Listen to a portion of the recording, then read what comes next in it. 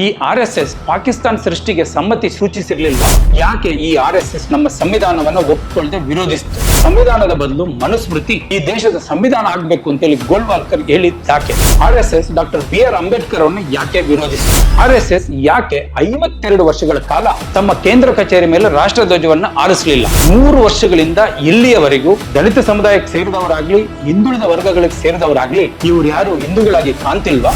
RSS ಒಂದು ಸಣ್ಣ ಸಮುದಾಯಕ್ಕೆ ಸೀಮಿತ ಆಗಿರೋ ಸಂಘಟನೆನ ನಮ್ಮ ಸಂಘದಲ್ಲಿ ಸುಮಾರು 60 ಲಕ್ಷ ಸದಸ್ಯರಿದ್ದಾರೆ ಅಂತ ಬೊಗಳೆ ಬಿಡೋ RSS ಇಲ್ಲಿಯವರೆಗೂ ಒಬ್ಬರ ಮಹಿಳೆಯನ್ನ ತನ್ನ ಸಂಘದಲ್ಲಿ ಸದಸ್ಯರಾಗಿ ಸೇರಿಸಿಕೊಂಡಿಲ್ಲ. ಯಾಕೆ? ಬಿಜೆಪಿ ನಾಯಕರು ಹಾಗೂ ಅವರ ಮಕ್ಕಳು ಎಷ್ಟು ಜನ RSS ನ ಶಾಖೆಗೆ ಹೋಗ್ತಿದ್ದಾರೆ?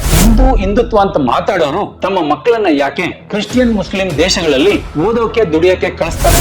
ಈ RSS ಬಗೆಗಿನ ಸತ್ಯ ಪ್ರತಿಯೊಬ್ಬ ಭಾರತೀಯನನ್ನ ತಲುಪಲಿ.